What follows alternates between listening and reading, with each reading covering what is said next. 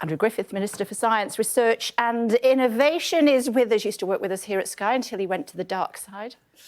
Morning, Can I say that? Nice to be back. It's great to see you, as always. Satisfaction in the NHS, an all-time low. What are you going to do about it?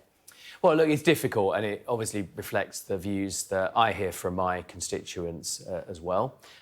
It clearly comes in the context of the global COVID pandemic. No one saw that. It put unprecedented strain on our healthcare system. But it's even worse than last year. Well, and the system's been struggling to deal with that, if you like. We've put in more resources than ever before. Spending's gone up by 13% since 2019. In real terms, there's more money going in. We've got more nurses, more doctors. Obviously, the industrial action has not helped, but waiting lists have gone down for the last 4 months in a row. And what I think people listening at home want to hear is that this is a priority. It's one of the Prime Minister's 5 key priorities, is to cut the waiting lists. They are going down. The longest waits have reduced, those over 2 years, 18 months. I know that's a very long time for people to wait as well, but we're slowly munching through, if you like, that backlog to get back up to speed as quickly as possible. And, you know, not to be overly partisan, but, you know, we've got figures today for England, Wales and Scotland. England is performing relatively better than Labour Wales and Scotland. OK, fulsome answer. Let me move on, if I may, and tell you that almost half of the people questioned said that they would want the government to consider raising taxes in order to improve services. Is that something that you might think about? Well, it was 48%. Significant figures also said they'd like to see the NHS reduce its waste, and we all know that, you know, any system isn't perfect. That sometimes there's too much paper, too much paperwork. Data isn't always shared frictionlessly around the system. Is that and one of the big things was GPs and the ability to see their GP. We have put more resources. To your point was about, you know, is there more money? There is more money that's gone into GP appointments, another 50 million That's not what I said, Minister. What I said was half of those questions, it's a very reputable survey, half said they would be happy to have taxes increased in order for the NHS to be improved from what it is. Is that something the government would consider? Well, look, I'm sure any government considers what the right allocation of funding is, and that's precisely why we have put in more money. So that's not just something about the future. There's more money in real terms has gone in over the life of this Parliament. We'll have to see what happens in the next one. Apologies, but I'm not. Apologies, but Grand Prix circuit minister. Apologies, but I'm not going to write the next manifesto here this morning. What I do know, as Science and Research Minister, is that we're constantly bringing forward new ways to treat people. Last week, the Prime Minister hosted a fantastic event in Downing Street to try and solve the dementia. We've got big missions. We're putting a lot of resources into things like dementia and cancer. Well, some of that's coming out of the research budget. So when we talk about more money on research, a lot of that is going to help these sort of medical breakthroughs. We'll come to that. Before that, let me talk to you about Abdul Ezedi, who hasn't been seen since he was on one of the bridges just outside the window here, had caused significant damage to a lady that he knew and 2 children that were thought to be his children. He was given asylum here. He was made a Christian, baptised as a Christian. Before that, the Home Secretary has said, called lots of Anglican churches to see him, to say that they need to be careful about the reputational risk to churches. Do you agree? Yeah, the Home Secretary is absolutely right. We can't run an asylum system based on credulous clerics and lefty lawyers. That is why we are fundamentally reforming it.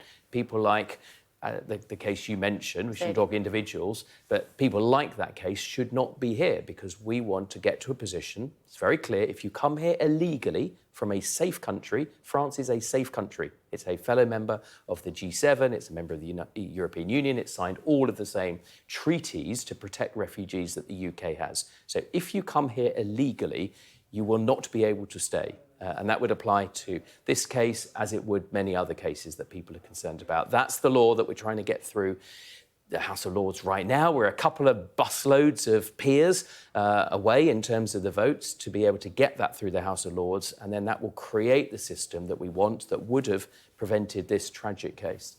OK, I won't go into whether France is a safe country because, as you know, it's I think it's pretty safe. I mean, yeah, you know, but interesting food, I'm not going to get drawn down that line. I'm not going to get drawn down that line because, as you know, it's not necessarily the country that they're coming from. France is the issue. But I'm not going down that way because I want to press you on credulous clerics. Come on, tell me.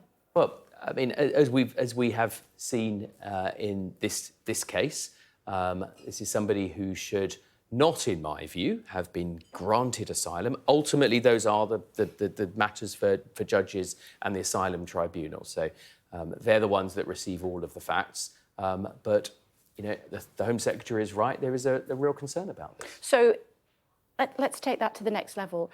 Just because somebody is baptised into Christianity, they should not necessarily be allowed to stay in the UK. That's what you're saying. Well, my point is about being credulous, and to be credulous is not to be, you know, diligent and inquiring and accept that, you know, this could be something that is being you know, faked for that purpose. And we know, so we don't know about this particular case, okay, but we do know that there are, you know, loophole lawyers that are grooming people and suggesting that they should be... Minister, grooming them. Well, in terms of getting through the asylum system, that is absolutely the case. Coaching them. Coaching them. Sorry, coaching. Better Let's word. go with coaching. Better word. Yeah. But we know what we're talking about. There are OK. there are people that say, and this is a case where he had not originally claimed asylum on the grounds of his religion. No. Right? He'd originally claimed asylum, I think twice. Again, we shouldn't go too much into the details of this case.